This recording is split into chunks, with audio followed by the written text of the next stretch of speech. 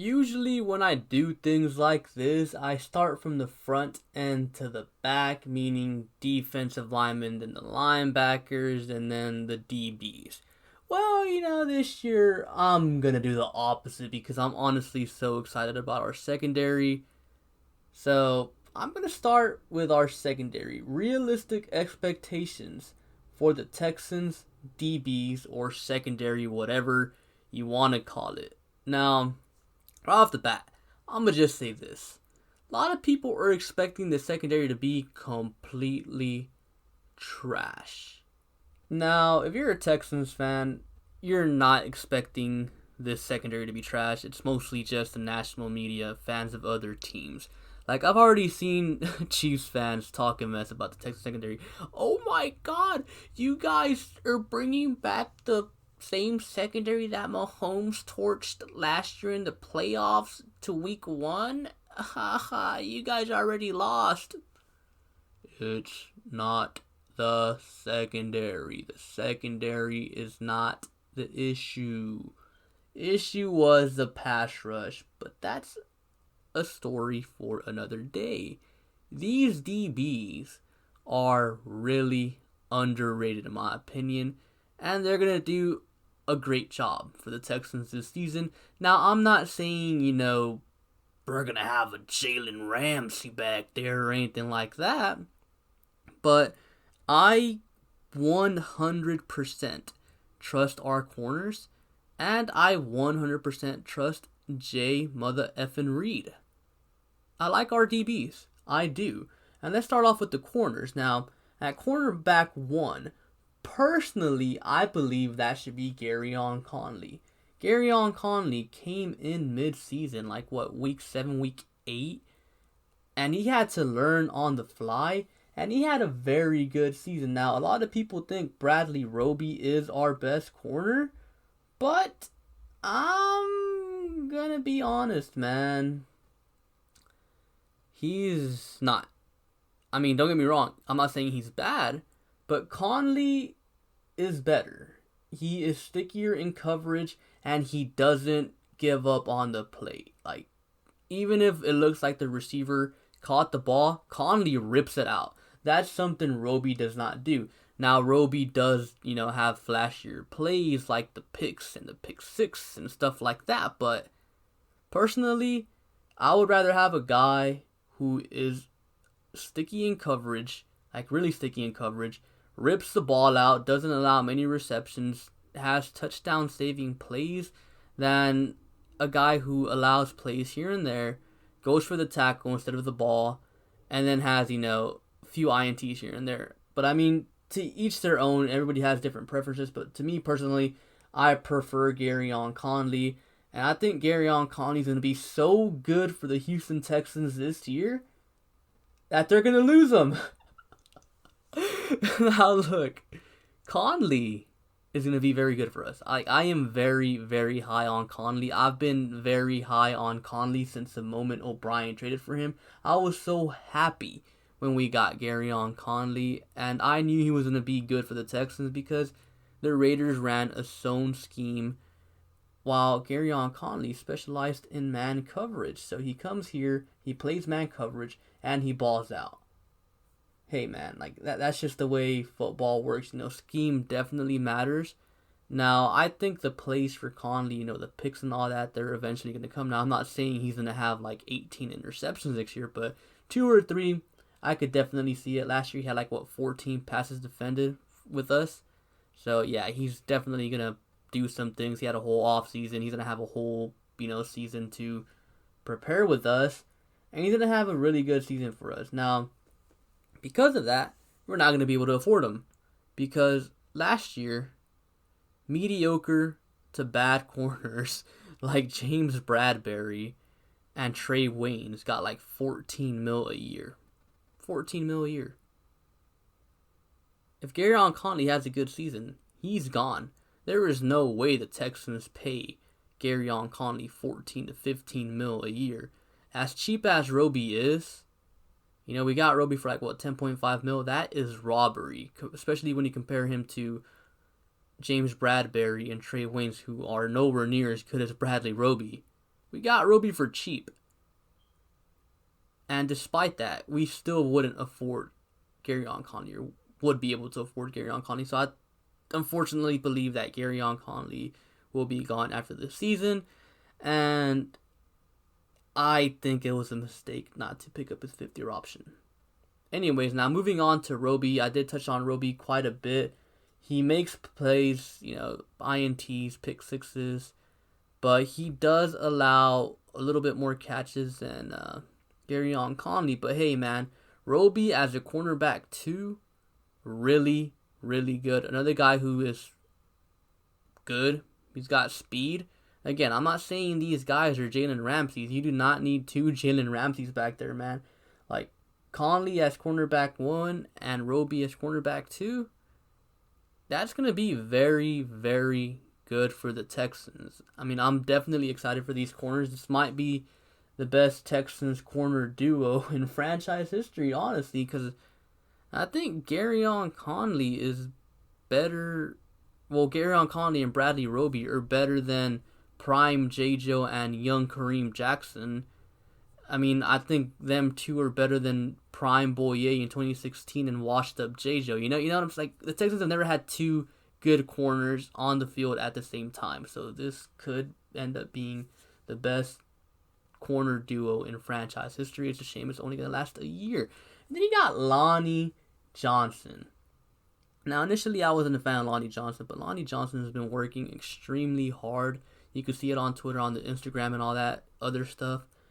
Yeah, he's been working really hard. He's been working on his hip movements and like his movement in general. And I think that's like his biggest issue. In my live streams, we used to call him Sailboat Lonnie because he would turn like a sailboat. Now he's turning really fast, better. So I think Lonnie Johnson's hard work is going to pay off. I think Lonnie Johnson's going to be a bench corner, but on nickel situations, he's going to come in, play cornerback 2, and Roby's going to be the nickel corner. I think that's what they're going to do. So your top 3 corners will be Gareon Conley, Bradley Roby, Lonnie Johnson. Definitely something to be excited about, and I could even see them sliding in Lonnie Johnson to, be on tight ends. Maybe he gets revenge on Travis Kelce week 1 for getting 3 touchdowns on him in the playoffs.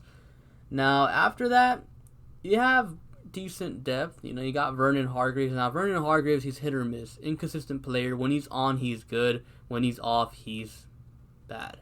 But, this guy's your 4th/5th corner. So, what can you ask of him? That's kind of what you want. And then you got John Reid, 4th-round pick from this past year.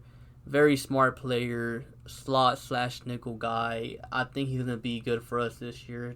I think he'll contribute some. He's a very smart player. I think he'll pick up things pretty quickly. And then you have Keon Crozens, primarily a special teamer, but a very, very fast guy. So if you need him out there, if you're in a pinch and you need to play him out there, then at least he's got the speed to keep up. He won't get burnt.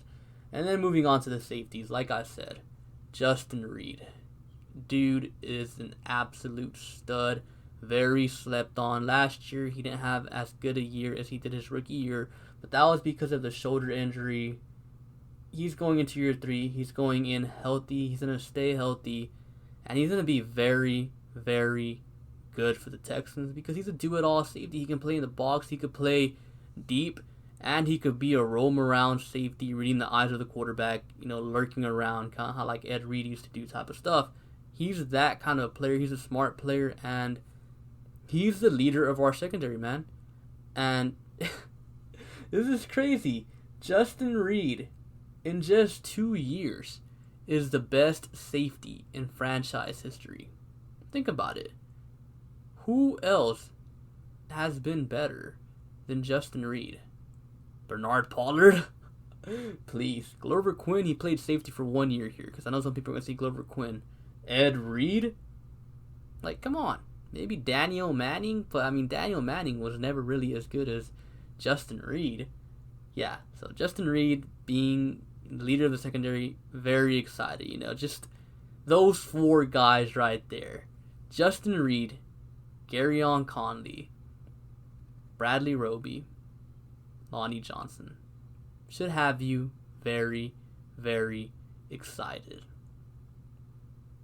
But there is one problem. And that is Mr. Overpaid himself, Eric Murray. I'm not going to lie to you guys. I have no idea what to expect from Eric Murray. I can tell you what not to expect. Expect him to be a stud. That's just not going to happen. At best, Eric Murray is going to be average. Most likely scenario, he's going to be mediocre. I don't think any team out there was trying to pay Eric Murray all that money. Now, from what I heard, Eric Murray is a nickel corner type of player, hybrid safety type of guy, but they're going to kind of use him as an actual safety. So he's pretty much essentially going to be replacing Tashawn Gibson. I think Tashawn Gibson is way better than Eric Murray. Now, don't get me wrong, Eric Murray could come in here and prove me wrong how Bradley Roby did last year, because if you recall, I didn't like Roby. I didn't like when we signed him, but he proved me wrong. Prove me wrong, Eric Murray.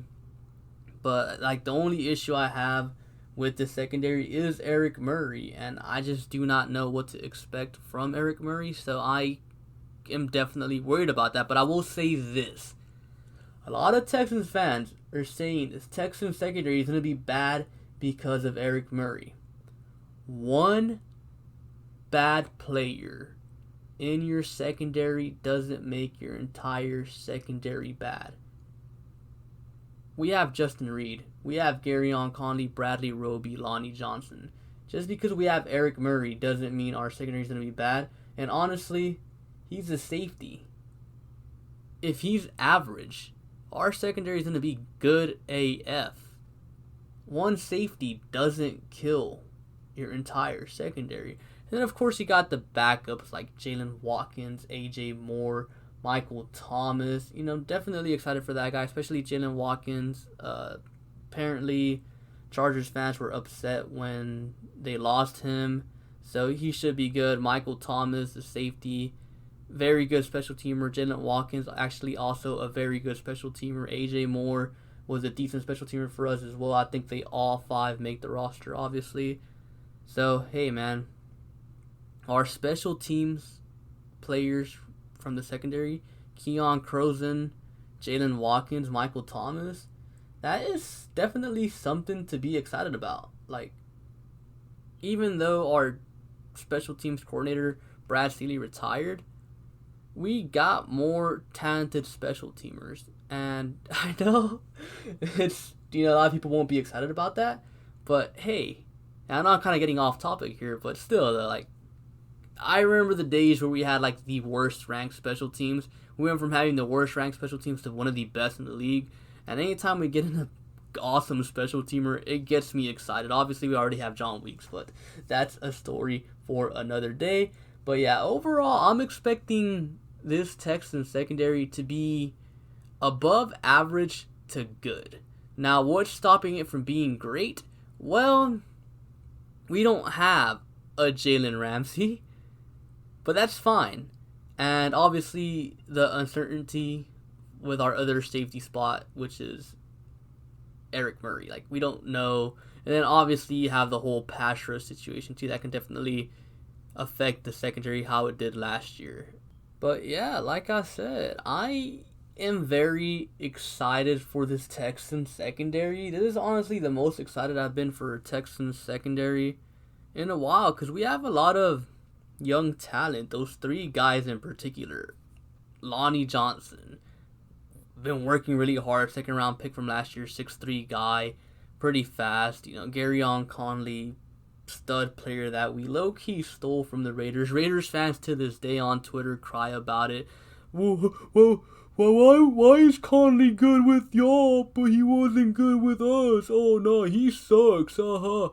No, buddy, your coach just doesn't know how to use players. Then you got Reid, man. Justin Reid. Definitely very excited for Justin Reid. I've been excited for Justin Reid since the moment we got him. We got him in the third round. He was a projected first rounder, and we got him in the third round. That's still crazy to this day. And honestly, I was expecting big things from him last year, but that shoulder injury really slowed him down, and you could really tell. But this year will be Justin Reid's year. he's going to ball out. He's going to be so good for the Texans. And this secondary is going to be fine, man. I wouldn't worry at all about this Texans secondary. But yeah, with that being said, comment down below your expectations, your opinions for this Texans secondary going into the 2020 season.